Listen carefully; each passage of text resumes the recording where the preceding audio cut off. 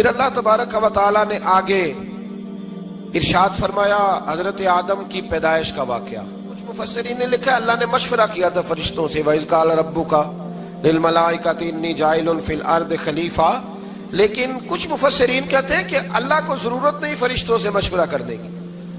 اللہ نے فرشتوں سے مشورہ نہیں کیا، بلکہ رب نے انہیں آگاہ فرمایا تھا کہ میں لگا ہوں زمین پہ اپنا نائب بنانے، میں خلافت دینے لگا ہوں زمین پہ. اب یہ تو دینے والی کی مرضی ہے نا اس نے کس کو دینی ہے، یہ تو دینے والے کی مرضی ہے نا اس نے. تو کچھ لوگ کہتے ہیں کہ دینے والے سے زیادہ ہمیں پتہ ہے. تو فرشتوں کو بھی یہ اجتہادی خطا ہو گئی، کہنے لگے یا اللہ اسے نہ بنانا، یہ فساد کرے گا، یہ خون ریزیاں کرے گا. تو اللہ نے فرمایا جو میں جانتا ہوں وہ تم. اللہ اکبر. امام راضی فرماتے جب رمضان آتا ہے تو اللہ فرشتوں سے کہتا ہے ذرا یہ کھول کے دروازے دیکھو نا یہ زمین پہ کیا کر رہے ہیں. تم تو کہتے تھے فساد کریں گے اور یہ سارے تراویحیں پڑھ رہے ہیں. تم تو گویا کہتے تھے فساد کریں گے اور یہ تو دیکھو گویا رمضان کے روزے رکھ رہے ہیں. یہ تو میری یاد میں نکلے ہوئے. تم کچھ کہتے تھے اور دیکھو میں نے تمہیں کہا تھا نا جو میں جانتا ہوں وہ تم. اللہ نے پھر حضرت آدم علیہ السلام کو تمام زمانے کے علوم عطا کیے، علم سکھا لیا. تو فرشتوں سے کہا تم بھی ان چیزوں کے نام بتاؤ، تو وہ بتا سکے نہیں. اللہ نے فرمایا اب اس طرح کرو آدم کو سجدہ کرو. سب نے سجدہ کیا سوائے وہ. کہنے لگا یا اللہ صرف تجھے ہی کرنا ہے. کرنا بھی صرف اللہ کو چاہیے پر رب کے آگے بھی جھکنا چاہیے، اور جس کے سامنے رب جھکائے نا وہاں بھی. اور یہ جو عاجزی ہے نا، یہ جو جھکنا ہے یہ علم کے آگے ہے. ہماری مصیبت یہ ہے کہ ہم علم کے آگے بھی گردن جھکانے کو تیار نہیں ہوتے، وہاں بھی ہم خود عالم فاضل بن جاتے. تو فرمایا کہ سب سے کہا سجدہ کرو. سب نے سجدہ کیا سوائے ابلیس کے. تو پھر ہوا کیا وَكَانَ مِنَ الْكَافِرِينَ، وہ کافروں میں سے ہو گیا. پھر اللہ نے حضرت آدم کو اور جناب حوا کو نا مقام دے دیا جنت میں رہنے کے لیے، اور کہا سارا کچھ کھانا، درخت کے قریب نہ جانا.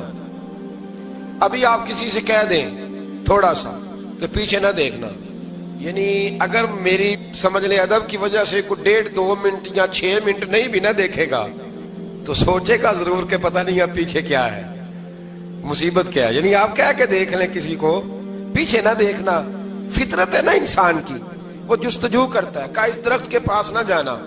تو حضرت حوا سلام اللہ علیہ کہتے ہیں دل میں خیال رہتا تھا کہ آخر ہے کیا درخت کے پاس.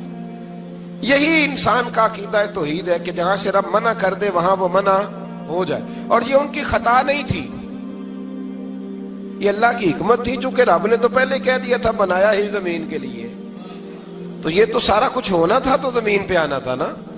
تو حضرت حوا اور جناب آدم کے پاس شیطان آیا. اب اس کو نکال تو دیا تھا پر ابھی اس کا جنت میں آنا جانا بند نہیں ہوا تھا، یہ بھی اللہ کی حکمت تھی. تو وہ کہنے لگا تمہیں پتہ ہے بعد میں مر جاؤ گے. تو حضرت حوا کہنے لگی کیا موت بھی آئے گی؟ کہاں، اس کی تکلیف بھی بڑی ہوگی، تو پھر بچیں گے کیسے؟ تو کہنے لگے پھل کھا لو اس درخت کا. تو بچنے کے لیے پھل کھایا تھا. جس طرح لوگ آج بہت سارے کام بچنے کے لیے کرتے ہیں پر بچ سکتے، بچنے کے لیے پھل کھایا. تو اللہ نے فرمایا زمین پہ چلے جاؤ. تو حضرت آدم زمین پہ آئے. پھر کئی 100 سال روتے رہے. فَتَلَقَّى آدَمُ مِن رَبِّهِ کَلِمَاتٍ. تو پھر اللہ نے خود ہی جناب آدم کو کچھ کلمے سکھائے. علامہ اسماعیل حقی فرماتے ہیں وہ کلمے یہ تھے کہ حضرت آدم نے میرے نبی کا وسیلہ پیش کیا. اللہ کریم نے جناب آدم کی دعا کو مقبول فرما لیا. پھر آگے بنی اسرائیل کا ذکر آ جاتا ہے. اللہ تعالیٰ نے بنی اسرائیل، آج آپ اسی قوم کو یہودی کہتے ہیں، ان کو اللہ نے اس زمانے میں فضیلت عطا کی تھی بہت زیادہ. تو عرب کے اندر جب نبی پاک علیہ السلام نے اعلان نبوت کیا تو کچھ لوگوں نے یہ کہہ دیا کہ اگر یہ یہودی کلمہ پڑھ لیں گے تو ہم بھی پڑھ لیں گے. تو پھر اللہ نے انہیں یاد کرایا کہ تم اصل میں کیا ہو، تمہیں کلمہ پڑھنا چاہیے. تو اہل یہود کا تذکرہ کرتے کرتے رب کریم نے ایک بات یہ بھی ارشاد فرمائی کہ تم لوگوں کو تو کہتے رہے ہو کہ وہ نبی آنے والے ہیں، وہ نبی آنے والے ہیں، اور جب آ گئے ہیں تو ماننے کو تیار نہیں ہو. تو فرمایا تأمرون الناس بالبر وَتَنْسَوْنَ أَنفُسَكُمْ وَأَنْتُمْ تَتْلُونَ الْكِتَابَ. لوگوں کو بھلائی کا حکم دیتے ہو اور اپنے آپ کو بھول جاتے ہو. أَفَلَا تَعْقِلُونَ، تمہیں عقل نہیں؟ پھر اللہ نے انہیں یہ بھی یاد کرایا کہ یاد کرو وہ زمانہ کہ جب فرعون نے خواب دیکھ لیا تھا کہ کوئی بچہ اس کی سلطنت کو تباہ کرے گا تو پھر اس نے تمہارے بچوں کو ذبح کرانا شروع کیا اور تمہاری بیٹیوں کو چھوڑتا تھا. فرمایا یہ بھی تو تم نے دیکھا, میں نے تمہیں پھر تم سے کہا جہاد کرو قوم عمالقہ کے خلاف, تو مقام طیہ میں جا کے یہ لوگ کہنے لگے ہم سے جہاد نہیں ہوتا.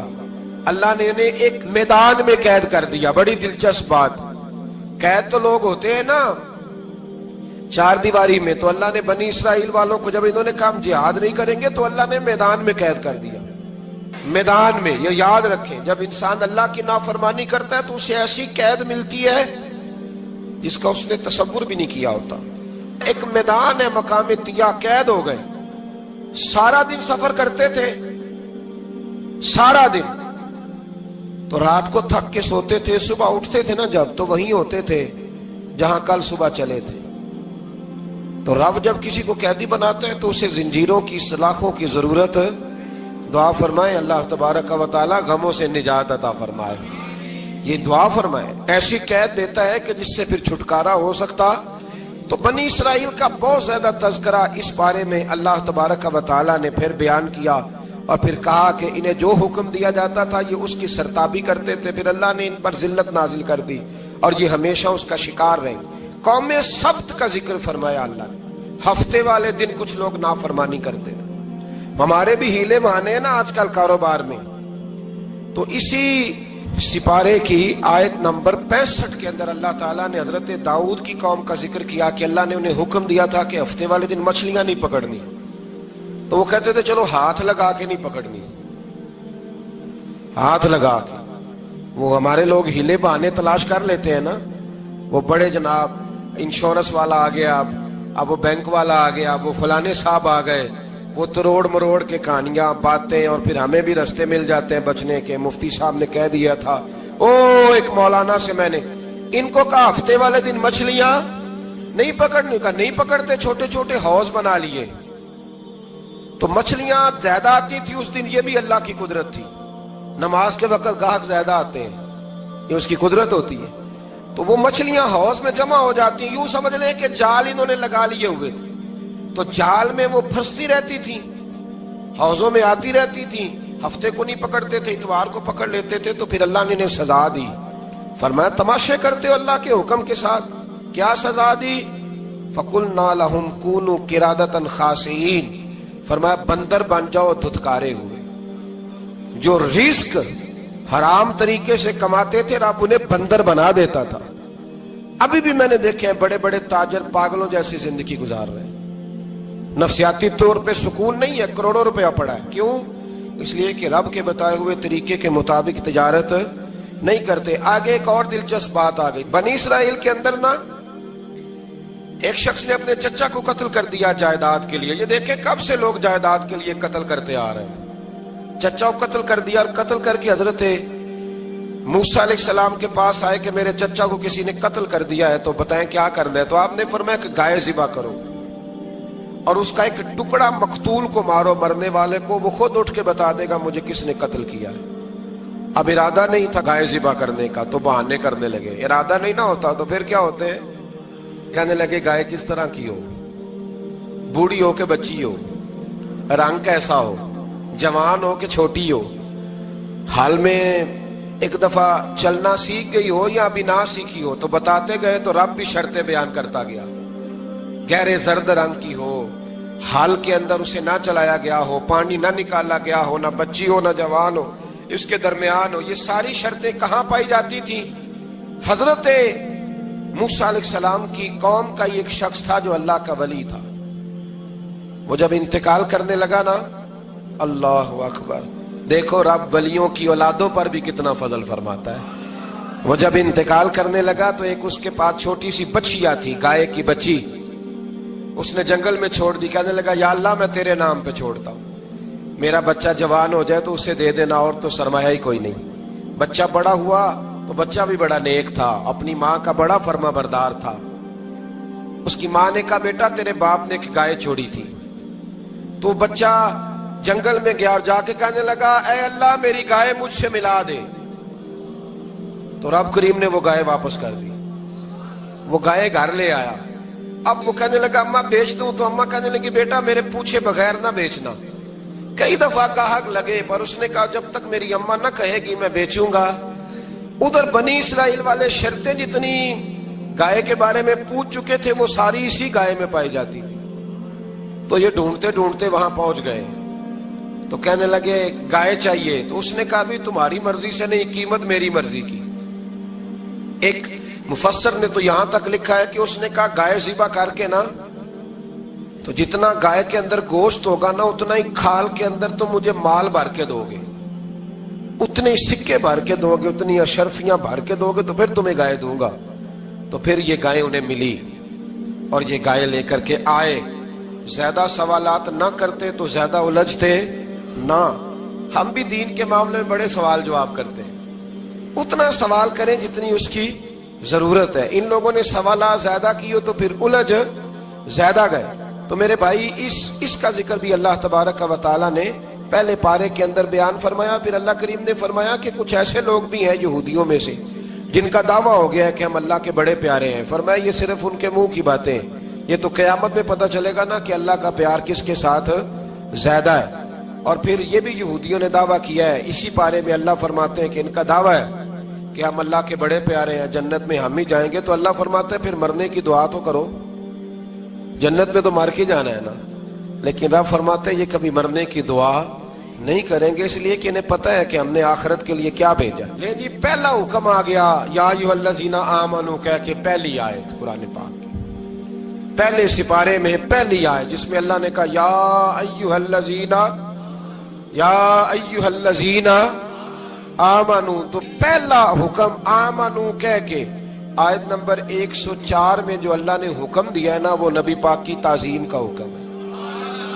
پہلا حکم ہی اللہ نے حضور کی عزت اور ناموس کا ارشاد فرمایا۔ پہلا اس ترتیب کے لحاظ سے وہ ہوا یہ کہ جب نبی پاک کو بات ارشاد کرتے تو صحابہ کرام اٹھ کے عرض کرتے رائینا یا رسول اللہ، حضور سمجھ نہیں آئی ذرا رعایت کر دے۔ تو یہودیوں کی عبرانی زبان کے اندر نہ ذرا کھینچ کے پڑھتے تھے رائینا، تو اس کا معنی بنتا تھا معاذ اللہ اے ہمارے چرواہے، بکریاں چرانے والے کو بھی وہ رائینا کہتے تھے۔ تو جب صحابہ یہ کہنے لگے تو اللہ نے منع ہی کر دیا، فرمایا میرے محبوب کے غلاموں اس لفظ کے پیچھے چھپ کے، اس لفظ کے پیچھے چھپ کے لوگ میرے نبی کی بے ادبی کر جاتے ہیں، تو جس لفظ کا کوئی ایک معنی بے ادبی والا بنتا ہو وہ لفظ بھی میرے نبی کے لیے نہ کہو، لفظ وہ والے کہو جس میں کوئی بے ادبی کا معنی نکلے نہ۔ یہاں لوگوں نے بڑے بڑے لفظ نہیں بول دیے، پھر کہتے میرا مطلب یہ تھا، میرا مطلب وہ تھا، تو نے وہ لفظ بولا کیوں جس کا کوئی غلط مطلب بھی نکل سکتا تھا۔ اللہ نے فرمایا یا ایھا الذین آمنوا لا تقولوا رائینا، اے ایمان والو رائینا کہو ہی نہ۔ تو یا اللہ کیا کہیں؟ فرمایا وقولوا انظرنا، تم کہو یا رسول اللہ ایک نظر فرمائیے، انداز دیکھیے، انظرنا ایک نظر۔ تو ہمارے بزرگ تو پہلے ہی بڑے پیار والوں نے کہہ دیا یا رسول اللہ انظر حالنا، کہتے کہاں سے لاتے ہو جملے؟ میں نے کہا اللہ کی کتاب سے۔ یا رسول اللہ انظر حالنا یا حبیب اللہ اسمع قالا، تو تم کہو انظرنا محبوب نظر کرم کرے، واسمعوا، اور کیا ضرورت ہے دوبارہ پوچھنے کی؟ اللہ کہتا ہے پہلے ہی دھیان سے سنا کرو، پہلے ہی واسمعوا، پہلے ہی احتیاط سے سنو، وللکافرین عذاب علیم، اور کافروں کے لیے دردناک عذاب ہے۔ لے جی اسی پارے میں اللہ تبارک و تعالیٰ نے پھر اہل یہود کا ذکر کیا۔ تو یہود کہنے لگے کہ ہم حضرت ابراہیم کے ماننے والے ہیں، تو اللہ کریم نے وہ بھی ذکر کیا کہ میں نے تو ابراہیم کو آزمایا ہے، وَإِذِ ابْتَلَىٰ إِبْرَاهِيمَ رَبُّهُ بِكَلِمَاتٍ فَأَتَمَّهُنَّ، ہم نے ابراہیم کو کچھ چیزوں سے آزمایا ہے، وہ ہماری آزمائش پہ پورے اترے۔ قَالَ إِنِّي جَاعِلُكَ لِلنَّاسِ إِمَامًا، تو پھر ہم نے انہیں کہا کہ ہم آپ کو پوری دنیا کا امام بنائیں گے۔ وہ آزمائش کیا تھی؟ آگ میں جانا بھی آزمائش، بیٹے کا نہ ہونا بھی آزمائش، بیٹا ہوا تو پھر اسے وادی غیر ذی زرع ان میں چھوڑ کے آنا بھی آزمائش، بڑا ہوا تو پھر ذبح کرنا بھی آزمائش۔ فرمایا جہاں جہاں آزمایا ہے نا ابراہیم ہماری آزمائش میں پورے اترے۔ فرمایا تو مفت میں حضرت ابراہیم کی اولاد بنتے ہو اور ان کا نام لیتے ہو اور ان کے ساتھ اپنا تعلق بناتے ہو، دیکھو تو صحیح وہ کتنی آزمائشوں سے گزرے۔ تو اس کا بھی اللہ نے اسی میں ذکر فرمایا۔ اور پھر وہ بات کرتے تھے حضرت याकूब की और हजरत इसहाक की, तो फरमाया वो तो हमारे इतने खास बंदे थे कि विसाल के वक्त भी उन्होंने अपनी औलादों को नसीहत फरमाई थी कि अल्लाह की तौहीद पे कायम रहना। उसका जिक्र भी अल्लाह ने इसी पारे में बयान फरमाया। और जो हजरत इब्राहीम और जनाब इस्माइल ने काबा तामीर किया तो उसका जिक्र भी अल्लाह ताला ने इसी पारे में फरमाया। फरमाया जब वो काबा बना रहे थे तो कह रहे थे रब्बना तकब्बल मिन्ना, कह रहे थे अल्लाह बना हमने दिया है पर मेहरबानी फरमा हमसे कबूल फरमा ले। तो जो आया करीमा आखिर में अर्ज करना चाहता हूं उस पर भी थोड़ी तवज्जो फरमाएंगे तो बात बड़ी निखर के बाहर आएगी। ये 16वें रुकू के अंदर अल्लाह ने फिर यहूद का और ईसाइयत का जिक्र फरमाया। तो अल्लाह करीम ने एक बात इरशाद फरमाई, यहूदियों के यहाँ जब कोई बच्चा पैदा होता था पीले रंग के साथ उसको रंगते थे, या कोई खास रंग था उनका, बच्चा पैदा होता तो उस पर वो रंग चढ़ाते कि ये जी हमारे मजहब का रंग है। हमारे यहाँ भी रस्में है ना अपनी अपनी, माज़अल्लाह अपनी अपनी नहीं होनी चाहिए, अल्लाह रसूल का हुक्म होना चाहिए। तो यहूदियों के यहाँ बच्चा पैदा होता तो एक खास रंग चढ़ाते, ईसाइयों के यहाँ पैदा होता तो वो भी एक खास रंग चढ़ाते। तो मुसलमानों के यहाँ बच्चे पैदा हुए तो उन्होंने भी तवज्जो की कि ये क्या हो रहा है। तो रब करीम ने फरमाया सिबगत अल्लाह, रंग अल्लाह का ही है। वमन अहसनु मिनल्लाहि सिबगा, और फरमाया अल्लाह के रंग से ज्यादा खूबसूरत किसका रंग हो सकता है। अल्लाह का रंग क्या है, ला इलाहा इल्लल्लाहु मुहम्मदुर रसूलुल्लाह सल्लल्लाहु अलैहि।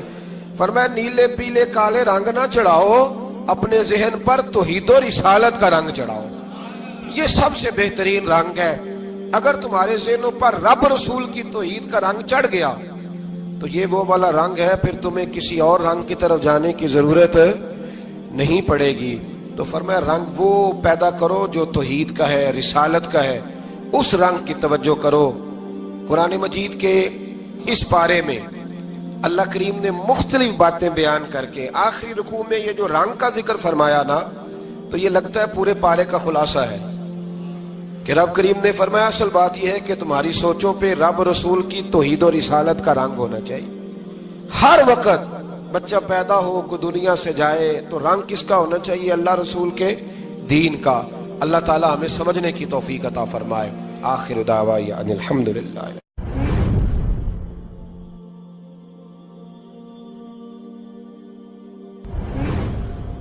अल्लाह ताला ने इंसान को याद कराया है कि तूने इबादत अपने रब की करनी है। और फरमाया रब तुम्हारा वो है जिसने तुम्हारे लिए जमीन को फर्श बनाया है, आसमान को छत बनाया है, और आसमान से पानी बरसा के तो जमीन से फल उगाए हैं, रिज़्क़ल लकुम, वो भी तेरे खाने के लिए उगाए हैं। वो जो आसमान से बारिश बरसा के जमीन से सब्जा और फल उगाए हैं तो वो भी तेरे लिए। जब सारा कुछ तेरे लिए बनाया तो तू भी तो इबादत करना अपने रब की, फिर किसी को उसका शरीक ना ठहरा। एक चैलेंज भी किया कुरान मजीद ने इस रुकू के अंदर। कहा करते थे मक्के के लोग कि आप कुरान मजीद की आयतें नबी करीम अलैहिस्सलाम से कहा करते थे कि माज़अल्लाह आप खुद बनाते हैं, बना बना के लाते हैं। तो अल्लाह करीम ने फरमाया व इन कुंतुम फी रैबिम मिम्मा नज़्ज़लना अला अब्दिना फ़अतू बिसूरतिन मिन मिस्लिह, अगर तुम्हें शक हो ना इसमें जो हमने बंदा खास पे नाजिल किया है तो तुम भी इस जैसी एक सूरत बना के लाओ। पढ़े लिखे तो तुम भी हो ना, मक्के में तुम भी रहते हो, तो एक सूरत बना के लाओ। कुरान मजीद हमसे छीना गया है साजिश के तहत, इसलिए कि जिस कौम को कुरान आ जाता है ना फिर कोई काफिर उसका मुकाबला नहीं कर सकता। देखे ना, अगर काफिरों के पास जवाब होता कुरान पाक का तो बदर और ओहद में ना कोई आयत बना के लाते कुरान के मुकाबले की, तलवारें लेके ना आते, उनके पास जवाब ही नहीं था। और कयामत तक किसी काफिर के पास कुरान मजीद का कोई जवाब, कुरान का कोई जवाब, कसम अल्लाह की जवाब कोई नहीं कुरान का, इसका कोई जवाब नहीं। क्या बात है कुरान पाक। वो एक दफा मुसलमान कज़्ज़ाब बेईमान कहने लगा मैंने बना लिया है कुरान पाक का जवाब। माज़अल्लाह, जवाब क्या बनाया, वो सूरत है ना अलकारिया तुम अलकारिया वमा अदराका मलकारिया, खड़खड़ाने वाली क्या है, खड़खड़ाने वाली तुम्हें क्या पता क्या है खड़खड़ी, क़यामत का जिक्र है। कहने लगा मैंने इस जैसी सूरत बना लिया, तो क्या बनाया, अलफील मलफील वमा अदराका मलफील। कहने लगा हाथी, तुम्हें क्या पता क्या हाथी। تم کیا جانو کیا ہاتھی؟ تو پاس جو اس کے اپنے بیٹھے تھے نا چیلے، کہنے لگے چپ کر جا، سارے زمانے کو پتا ہے ہاتھی کیا ہوتا ہے. تو پاگل ہے، اس کے 2 کان ہوتے ہیں، ایک سونڈ ہوتی ہے، 4 اس کے پیر ہوتے ہیں. بیوقوف آدمی قرآن کا مقابلہ کرنا ہے تو کچھ چج کے ساتھ کر، پاگلوں کی طرح مقابلہ کرے گا، جوتے کھائے گا بھی، ہمیں بھی پڑھوائے گا. تو قرآن مجید کا کوئی مقابلہ کر سکا؟ تو اس آیہ مبارکہ میں اللہ نے کافروں کو یہ کہا اگر مقابلہ نہیں کر سکتے تو پھر اللہ سے ڈرو، ورنہ دوزخ میں ڈالے جاؤ گے، وہ جس کا ایندھن آدمی اور پتھر ہے، اور بنائی بھی کافروں کے لیے گئی ہے. اعدت للکافرین، جہنم کس کے لیے بنائی گئی ہے؟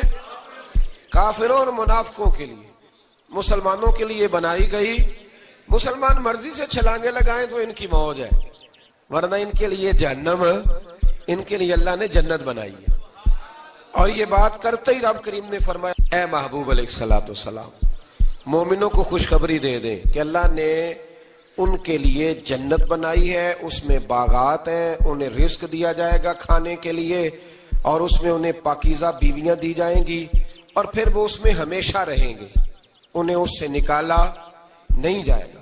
آگے جو آیات کریمہ ہے نا، اس کے اندر اللہ تبارک و تعالیٰ نے فرمایا ہے کہ اللہ حیا نہیں کرتا سمجھانے کے لیے، مچھر کی مثال بھی دینی پڑے. فرمایا قرآن سے کچھ لوگ ہدایت حاصل کرتے ہیں اور کچھ گمراہ ہو جاتے ہیں. جب لوگ اپنی مرضی کی تشریحات چاہتے ہیں تو گمراہ ہوتے ہیں، اور جب قرآن کو رسول اللہ صلی اللہ علیہ وسلم اور امت مسلمہ کی تشریحات کی روشنی میں سمجھتے ہیں تو پھر اللہ ہدایت عطا فرماتا ہے. پھر اللہ تبارک و تعالیٰ نے آگے ارشاد فرمایا حضرت آدم کی پیدائش کا واقعہ. کچھ مفسرین نے لکھا اللہ نے مشورہ کیا تھا فرشتوں سے، وَإِذْ قَالَ رَبُّكَ لِلْمَلَائِكَةِ إِنِّي جَاعِلٌ فِي الْأَرْضِ خَلِيفَةً. لیکن کچھ مفسرین کہتے ہیں کہ اللہ کو ضرورت نہیں فرشتوں سے مشورہ کرنے کی. اللہ نے فرشتوں سے مشورہ نہیں کیا، بلکہ رب نے انہیں آگاہ فرمایا تھا کہ میں لگا ہوں زمین پہ اپنا نائب بنانے، میں خلافت دینے لگا ہوں زمین پہ. اب یہ تو دینے والی کی مرضی ہے نا، اس نے کس کو دینی ہے، یہ تو دینے والے کی مرضی ہے نا اس نے. تو کچھ لوگ کہتے ہیں کہ دینے والے سے زیادہ ہمیں پتہ ہے. تو فرشتوں کو بھی یہ اجتہادی خطا ہو گئی، کہنے لگے یا اللہ اسے نہ بنانا، یہ فساد کرے گا، یہ خون ریزیاں کرے گا. تو اللہ نے فرمایا جو میں جانتا ہوں وہ تم. اللہ اکبر. امام راضی فرماتے جب رمضان آتا ہے تو اللہ فرشتوں سے کہتا ہے ذرا یہ کھول کے دروازے دیکھو نا یہ زمین پہ کیا کر رہے ہیں. تم تو کہتے تھے فساد کریں گے اور یہ سارے تراویحیں پڑھ رہے ہیں. تم تو گویا کہتے تھے فساد کریں گے اور یہ تو دیکھو گویا رمضان کے روزے رکھ رہے ہیں، یہ تو میری یاد میں نکلے ہوئے. تم کچھ کہتے تھے اور دیکھو میں نے تمہیں کہا تھا نا جو میں جانتا ہوں وہ تم. اللہ نے پھر حضرت آدم علیہ السلام کو تمام زمانے کے علوم عطا کیے، علم سکھا لیا. تو فرشتوں سے کہا تم بھی ان چیزوں کے نام بتاؤ، تو وہ بتا سکے نہیں. اللہ نے فرمایا اب اس طرح کرو آدم کو سجدہ کرو. سب نے سجدہ کیا سوائے وہ. کہنے لگا یا اللہ صرف تجھے ہی کرنا ہے. کرنا بھی صرف اللہ کو چاہیے، پر رب کے آگے بھی جھکنا چاہیے، اور جس کے سامنے رب جھکائے نا وہاں بھی. اور یہ جو عاجزی ہے نا، یہ جو جھکنا ہے، یہ علم کے آگے ہے. ہماری مصیبت یہ ہے کہ ہم علم کے آگے بھی گردن جھکانے کو تیار نہیں ہوتے، وہاں بھی ہم خود عالم فاضل بن جاتے. تو فرمایا کہ سب سے کہا سجدہ کرو، سب نے سجدہ کیا سوائے ابلیس کے. تو پھر ہوا کیا وکان من الکافرین، وہ کافروں میں سے ہو گیا. پھر اللہ نے حضرت آدم کو اور جناب حوا کو نا مقام دے دیا جنت میں رہنے کے لیے، اور کہا سارا کچھ کھانا، درخت کے قریب نہ جانا. ابھی آپ کسی سے کہہ دیں تھوڑا سا کہ پیچھے نہ دیکھنا، یعنی اگر میری سمجھ لیں ادب کی وجہ سے کوئی 1.5-2 منٹ یا 6 منٹ نہیں بھی نہ دیکھے گا تو سوچے گا ضرور کہ پتہ نہیں اب پیچھے کیا ہے، مصیبت کیا ہے. یعنی آپ کہہ کے دیکھ لیں کسی کو، پیچھے نہ دیکھنا. فطرت ہے نا انسان کی، وہ جستجو کرتا ہے، کہا اس درخت کے پاس نہ جانا. تو حضرت حوا سلام اللہ علیہ کہتے ہیں دل میں خیال رہتا تھا کہ آخر ہے کیا درخت کے پاس. یہی انسان کا عقیدہ توحید ہے کہ جہاں سے رب منع کر دے وہاں وہ منع ہو جائے. اور یہ ان کی خطا نہیں تھی، یہ اللہ کی حکمت تھی، چونکہ رب نے تو پہلے کہہ دیا تھا بنایا ہی زمین کے لیے، تو یہ تو سارا کچھ ہونا تھا تو زمین پہ آنا تھا نا. تو حضرت حوا اور جناب آدم کے پاس شیطان آیا، اب اس کو نکال تو دیا تھا پر ابھی اس کا جنت میں آنا جانا بند نہیں ہوا تھا، یہ بھی اللہ کی حکمت تھی. تو وہ کہنے لگا تمہیں پتہ ہے بعد میں مر جاؤ گے. تو حضرت حوا کہنے لگی کیا موت بھی آئے گی؟ کہاں، اس کی تکلیف بھی بڑی ہوگی، تو پھر بچیں گے کیسے؟ تو کہنے لگے پھل کھا لو اس درخت کا. تو بچنے کے لیے پھل کھایا تھا. جس طرح لوگ آج بہت سارے کام بچنے کے لیے کرتے ہیں پر بچ سکتے، بچنے کے لیے پھل کھایا تو اللہ نے فرمایا زمین پہ چلے جاؤ.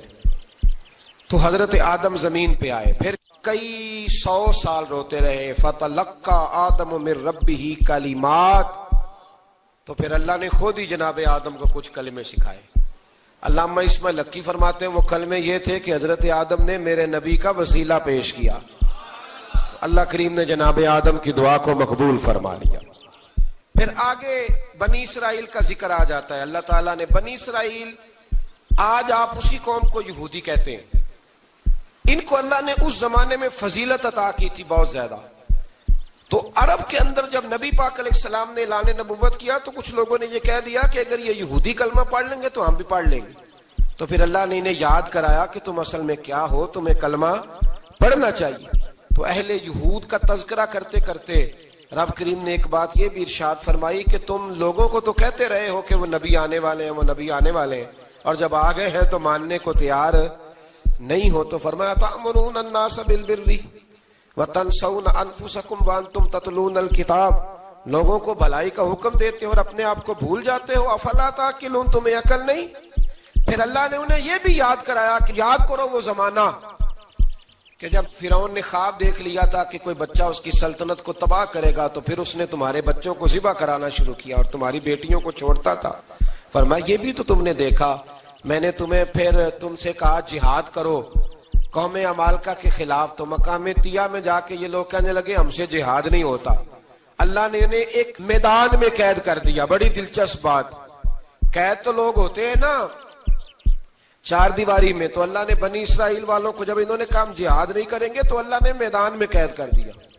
میدان میں، یہ یاد رکھیں، جب انسان اللہ کی نافرمانی کرتا ہے تو اسے ایسی قید ملتی ہے جس کا اس نے تصور بھی نہیں کیا ہوتا. ایک میدان ہے مقام طیہ، قید ہو گئے، سارا دن سفر کرتے تھے، سارا دن، تو رات کو تھک کے سوتے تھے، صبح اٹھتے تھے نا جب، تو وہیں ہوتے تھے جہاں کل صبح چلے تھے. تو رب جب کسی کو قیدی بناتا ہے تو اسے زنجیروں کی، سلاخوں کی ضرورت، دعا فرمائے اللہ تبارک و تعالی غموں سے نجات عطا فرمائے. یہ دعا فرمائے، ایسی قید دیتا ہے کہ جس سے پھر چھٹکارا ہو سکتا. تو بنی اسرائیل کا بہت زیادہ تذکرہ اس بارے میں اللہ تبارک و تعالی نے پھر بیان کیا، اور پھر کہا کہ انہیں جو حکم دیا جاتا تھا یہ اس کی سرتابی کرتے تھے. پھر اللہ نے ان پر ذلت نازل کر دی اور یہ ہمیشہ اس کا شکار رہے. قوم سبت کا ذکر فرمایا اللہ نے، ہفتے والے دن کچھ لوگ نافرمانی کرتے. ہمارے بھی ہیلے بہانے ہیں نا آج کل کاروبار میں. تو اسی سپارے کی آیت نمبر 65 کے اندر اللہ تعالیٰ نے حضرت داؤد کی قوم کا ذکر کیا کہ اللہ نے انہیں حکم دیا تھا کہ ہفتے والے دن مچھلیاں نہیں پکڑنی. تو وہ کہتے تھے چلو ہاتھ لگا کے نہیں پکڑنی، ہاتھ لگا کے. وہ ہمارے لوگ ہیلے بہانے تلاش کر لیتے ہیں نا، وہ بڑے جناب انشورنس والا آ گیا، اب وہ بینک والا آ گیا، وہ فلانے صاحب آ گئے، وہ تروڑ مروڑ کے کہانیاں باتیں، اور پھر ہمیں بھی رستے مل جاتے ہیں بچنے کے. مفتی صاحب نے کہہ دیا تھا، ایک مولانا سے میں نے ان کو کہا ہفتے والے دن مچھلیاں نہیں پکڑنی، کہا نہیں پکڑتے، چھوٹے چھوٹے حوض بنا لیے. تو مچھلیاں زیادہ آتی تھی اس دن، یہ بھی اللہ کی قدرت تھی. نماز کے وقت گاہک زیادہ آتے ہیں، یہ اس کی قدرت ہوتی ہے. تو وہ مچھلیاں حوض میں جمع ہو جاتی ہیں. یوں سمجھ لیں کہ جال انہوں نے لگا لیے ہوئے تھے، تو جال میں وہ پھنستی رہتی تھی، حوضوں میں آتی رہتی تھی. ہفتے کو نہیں پکڑتے تھے، اتوار کو پکڑ لیتے تھے. تو پھر اللہ نے انہیں سزا دی. فرمایا تماشے کرتے ہو اللہ کے حکم کے ساتھ. کیا سزا دی؟ فَقُلْنَا لَهُمْ كُونُوا قِرَادَةً خَاسِئِينَ، فرمایا بندر بن جاؤ دھتکارے ہوئے. جو رزق حرام طریقے سے کماتے تھے رب انہیں بندر بنا دیتا تھا. ابھی بھی میں نے دیکھے ہیں بڑے بڑے تاجر پاگلوں جیسی زندگی گزار رہے ہیں. نفسیاتی طور پہ سکون نہیں ہے، کروڑوں روپیہ پڑا ہے. کیوں؟ اس لیے کہ رب کے بتائے ہوئے طریقے کے مطابق تجارت نہیں کرتے. آگے ایک اور دلچسپ بات آ گئی. بنی اسرائیل کے اندر نا ایک شخص نے اپنے چچا کو قتل کر دیا جائیداد کے لیے. یہ دیکھیں کب سے لوگ جائیداد کے لیے قتل کرتے آ رہے ہیں. چچا کو قتل کر دیا، اور قتل کر کے حضرت موسیٰ علیہ السلام کے پاس آئے کہ میرے چچا کو کسی نے قتل کر دیا ہے تو بتائیں کیا کرنا ہے. تو آپ نے فرمایا کہ گائے ذبح کرو اور اس کا ایک ٹکڑا مقتول کو مارو, مرنے والے کو, وہ خود اٹھ کے بتا دے گا مجھے کس نے قتل کیا ہے. اب ارادہ نہیں تھا گائے ذبح کرنے کا تو بہانے کرنے لگے. ارادہ نہیں نہ ہوتا تو پھر کیا ہوتے ہیں, کہنے لگے گائے کس طرح کی ہو, بوڑھی ہو کہ بچی ہو, رنگ کیسا ہو, جوان ہو کہ چھوٹی ہو, حال میں ایک دفعہ چلنا سیکھ گئی ہو یا ابھی نہ سیکھی ہو. تو بتاتے گئے تو رب بھی شرطیں بیان کرتا گیا. گہرے زرد رنگ کی ہو, حال کے اندر اسے نہ چلایا گیا ہو, پانی نہ نکالا گیا ہو, نہ بچی ہو نہ جوان ہو, اس کے درمیان ہو. یہ ساری شرطیں کہاں پائی جاتی تھیں؟ حضرت موسیٰ علیہ السلام کی قوم کا ایک شخص تھا جو اللہ کا ولی تھا. وہ جب انتقال کرنے لگا نا, اللہ اکبر, دیکھو رب ولیوں کی اولادوں پر بھی کتنا فضل فرماتا ہے. وہ جب انتقال کرنے لگا تو ایک اس کے پاس چھوٹی سی بچیا تھی, گائے کی بچی, اس نے جنگل میں چھوڑ دی. کہنے لگا یا اللہ میں تیرے نام پہ چھوڑتا ہوں, میرا بچہ جوان ہو جائے تو اسے دے دینا, اور تو سرمایہ ہی کوئی نہیں. بچہ بڑا ہوا تو بچہ بھی بڑا نیک تھا, اپنی ماں کا بڑا فرما بردار تھا. اس کی ماں نے کہا بیٹا تیرے باپ نے ایک گائے چھوڑی تھی. تو بچہ جنگل میں گیا اور جا کے کہنے لگا اے اللہ میری گائے مجھ سے ملا دے. تو رب کریم نے وہ گائے واپس کر دی. وہ گائے گھر لے آیا. اب وہ کہنے لگا اماں بیچ دوں, تو اماں کہنے لگی بیٹا میرے پوچھے بغیر نہ بیچنا. کئی دفعہ گاہک لگے پر اس نے کہا جب تک میری اماں نہ کہے گی میں بیچوں گا. ادھر بنی اسرائیل والے شرطیں جتنی گائے کے بارے میں پوچھ چکے تھے وہ ساری اسی گائے میں پائی جاتی تھی. تو یہ ڈھونڈتے ڈھونڈتے وہاں پہنچ گئے تو کہنے لگے گائے چاہیے. تو اس نے کہا بھی تمہاری مرضی سے نہیں, قیمت میری مرضی کی. ایک مفسر نے تو یہاں تک لکھا ہے کہ اس نے کہا گائے ذبح کر کے نا تو جتنا گائے کے اندر گوشت ہوگا نا اتنا ہی کھال کے اندر تو مجھے مال بھر کے دو گے, اتنے ہی سکے بھر کے دو گے, اتنی اشرفیاں بھر کے دو گے تو پھر تمہیں گائے دوں گا. تو پھر یہ گائے انہیں ملی اور یہ گائے لے کر کے آئے. زیادہ سوالات نہ کرتے تو زیادہ الجھتے نہ. ہم بھی دین کے معاملے میں بڑے سوال جواب کرتے ہیں, اتنا سوال کریں جتنی اس کی ضرورت ہے. ان لوگوں نے سوالات زیادہ کیے تو پھر الجھ زیادہ گئے. تو میرے بھائی اس کا ذکر بھی اللہ تبارک و تعالیٰ نے پہلے پارے کے اندر بیان فرمایا. پھر اللہ کریم نے فرمایا کہ کچھ ایسے لوگ بھی ہیں یہودیوں میں سے جن کا دعویٰ ہو گیا ہے کہ ہم اللہ کے بڑے پیارے ہیں. فرمایا یہ صرف ان کے منہ کی باتیں ہیں, یہ تو قیامت میں پتہ چلے گا نا کہ اللہ کا پیار کس کے ساتھ زیادہ ہے. اور پھر یہ بھی یہودیوں نے دعویٰ کیا ہے, اسی پارے میں اللہ فرماتے ہیں کہ ان کا دعویٰ ہے کہ ہم اللہ کے بڑے پیارے ہیں, جنت میں ہم ہی جائیں گے. تو اللہ فرماتے ہیں پھر مرنے کی دعا تو کرو, جنت میں تو مر کے جانا ہے نا. لیکن رب فرماتے ہیں یہ کبھی مرنے کی دعا نہیں کریں گے, اس لیے کہ انہیں پتہ ہے کہ ہم نے آخرت کے لیے کیا بھیجا. لیں جی پہلا حکم آ گیا یا ایھا الذین آمنوا کہہ کے, پہلی آیت قرآن پاک کی پہلے سپارے میں پہلی آیت جس میں اللہ نے کہا یا ایھا الذین آمنوا. تو پہلا حکم آمنوا کہہ کے آیت نمبر 104 میں جو اللہ نے حکم دیا ہے نا وہ نبی پاک کی تعظیم کا حکم ہے. پہلا حکم ہی اللہ نے حضور کی عزت اور ناموس کا ارشاد فرمایا. پہلا اس ترتیب کے لحاظ سے وہ ہوا یہ کہ جب نبی پاک کو بات ارشاد کرتے تو صحابہ کرام اٹھ کے عرض کرتے رائینا یا رسول اللہ, حضور سمجھ نہیں آئی ذرا رعایت کر دیں. تو یہودیوں کی عبرانی زبان کے اندر نہ ذرا کھینچ کے پڑھتے تھے رائینا, تو اس کا معنی بنتا تھا معاذ اللہ اے ہمارے چرواہے. بکریاں چرانے والے کو بھی وہ رائینا کہتے تھے. تو جب صحابہ یہ کہنے لگے تو اللہ نے منع ہی کر دیا. فرمایا میرے محبوب کے غلاموں اس لفظ کے پیچھے چھپ کے, اس لفظ کے پیچھے چھپ کے لوگ میرے نبی کی بے ادبی کر جاتے ہیں. تو جس لفظ کا کوئی ایک معنی بے ادبی والا بنتا ہو وہ لفظ بھی میرے نبی کے لیے نہ کہو. لفظ وہ والے کہو جس میں کوئی بے ادبی کا معنی نکلے نہ. یہاں لوگوں نے بڑے بڑے لفظ نہیں بول دیے پھر کہتے میرا مطلب یہ تھا میرا مطلب وہ تھا, تو تو نے وہ لفظ بولا کیوں جس کا کوئی غلط مطلب بھی نکل سکتا تھا. اللہ نے فرمایا یا ایھا الذین آمنوا لا تقولوا رائینا, اے ایمان والو رائینا کہو ہی نہ. تو یا اللہ کیا کہیں؟ فرمایا وقولوا انظرنا, تم کہو یا رسول اللہ ایک نظر فرمائیے. انداز دیکھیے, انظرنا ایک نظر. تو ہمارے بزرگ تو پہلے ہی بڑے پیار والوں نے کہہ دیا یا رسول اللہ انظر حالنا, کہتے ہیں کہاں سے لاتے ہو جملے؟ میں نے کہا اللہ کی کتاب سے. یا رسول اللہ انظر حالنا، یا حبیب اللہ اسما قالا.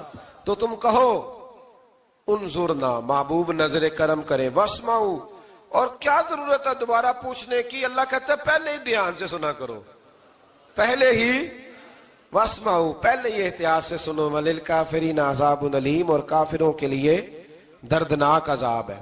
لیکن جی اسی پارے میں اللہ تبارک و تعالیٰ نے پھر اہل یہود کا ذکر کیا. تو یہود کہنے لگے کہ ہم حضرت ابراہیم کے ماننے والے ہیں. تو اللہ کریم نے وہ بھی ذکر کیا کہ میں نے تو ابراہیم کو آزمایا ہے. وَإِذِ ابْتَلَىٰ إِبْرَاهِيمَ رَبُّهُ بِكَلِمَاتٍ فَأَتَمَّهُنَّ، ہم نے ابراہیم کو کچھ چیزوں سے آزمایا ہے، وہ ہماری آزمائش پہ پورے اترے.